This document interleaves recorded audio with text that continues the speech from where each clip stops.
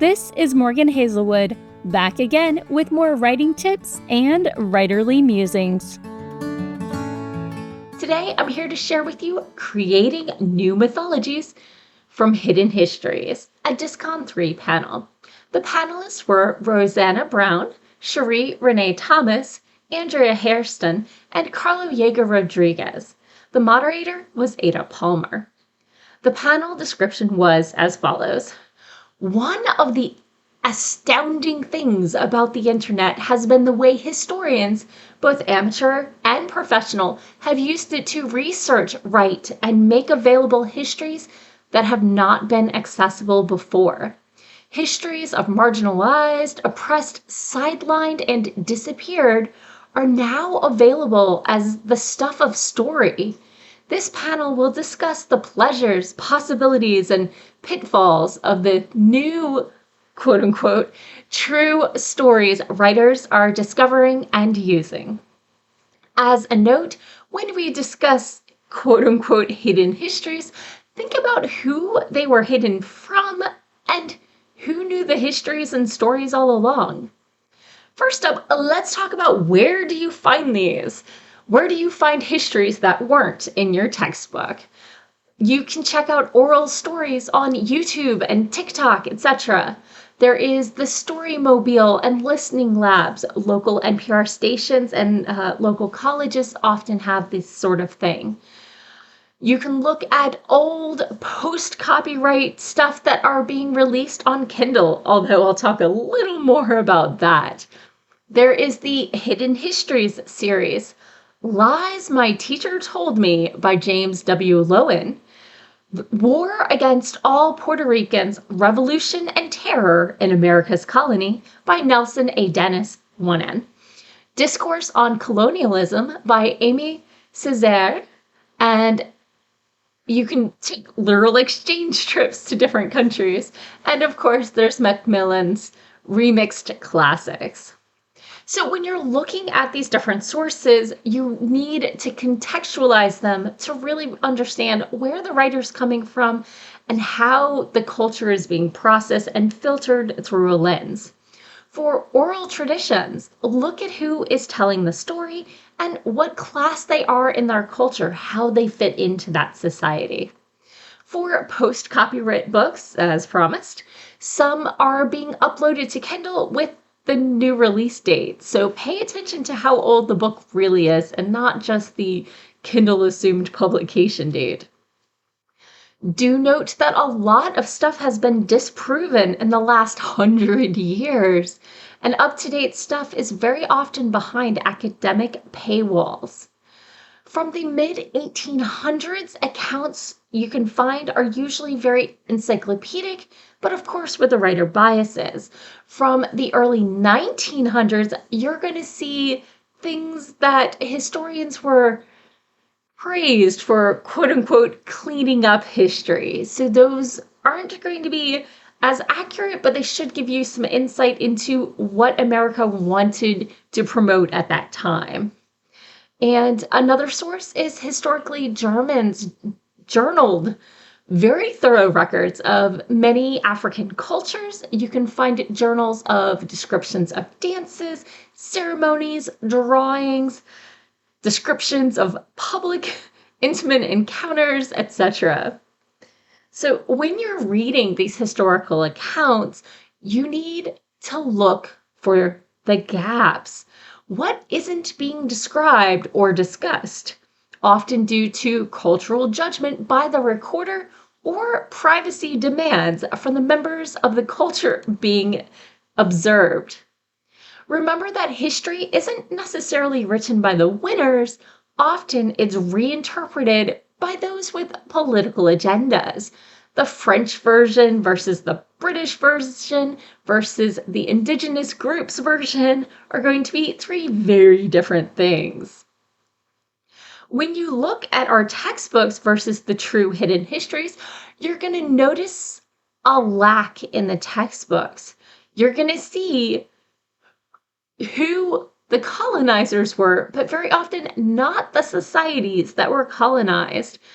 I can tell you which countries in South America were settled by the Portuguese or the Spanish or the British, but I don't know the names of the people who were there first. I mean, I might be able to look it up. I think I've got Aztecs, Incans, and that's it. Another thing about the colonizers is they wiped out many groups. But sometimes they just claimed annihilation so they could claim the land. Puerto Rico's colonizers claimed annihilation to the Spanish crown so they could just take the whole thing over. Be wary of misinformation. Just because there are sources or these sources are old doesn't mean they're right. Roman records of their conquered lands were often biased or plain wrong, and they were far from the first or the last. See who wrote the sources and where they got their information from.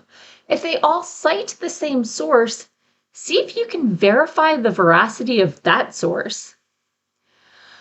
Think about how Germany actively teaches the Holocaust. They take their children to the sites, they criminally prosecute anyone who tries to erase it.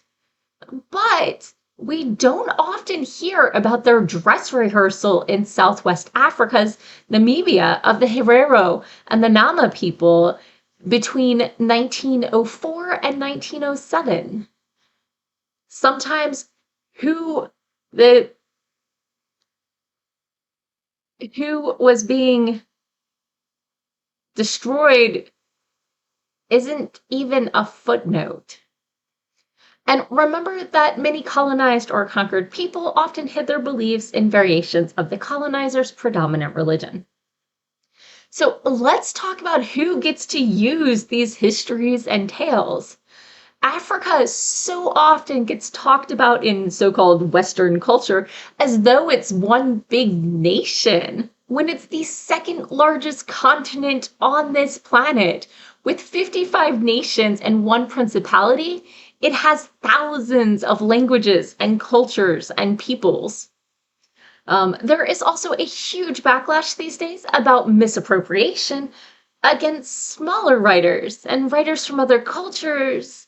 And then there's Neil Gaiman with Anansi Boys, which I liked, but I don't know about the authenticity. That's not my culture, and it's clearly being filtered through his, British lens.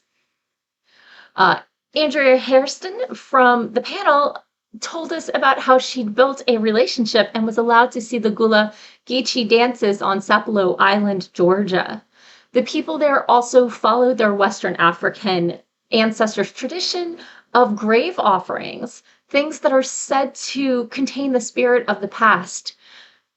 A beloved pipe or cup or spoon or book, something that the passed on relative loved. These days, the mourners have to hide both the graves and the offerings to keep tourists from taking them home as souvenirs. Andrea Hairston also studies material culture. She's building a costume library and now has boxes and boxes of authentic, true dresses and clothes that people wore in different eras for different occasions. Do remember, when you think about who gets to use these histories and tales, that there is a power in choosing not to share important things with outsiders. While anthropologists might shudder, a culture belongs to its people in its own context and is not owed to anyone else. That said, let's talk about a few ways to use these quote-unquote hidden histories in your writing. Number 1, research, research, research. I think that's pretty obvious. Number 2, do your due diligence, especially for real religions or their myths. Number 3, if an adaptation is popular with neo-Nazis or another hate group, see if there's another interpretation and maybe not associate yourself with that group. And finally, be careful about the lens you use to tell the story. Be sure to give agency to the characters from the culture whose stories you are telling. As always, if you have any doubts, reach out, get a sensitivity reader, or if the story isn't yours to tell, maybe tell a different story. And that's all for today. Thanks for listening. If you enjoyed this episode, hit that subscribe button and share it with all your friends. It goes a long way towards helping people find me. And I'll be back again next Monday with more writing tips and writerly musings. Bye-bye.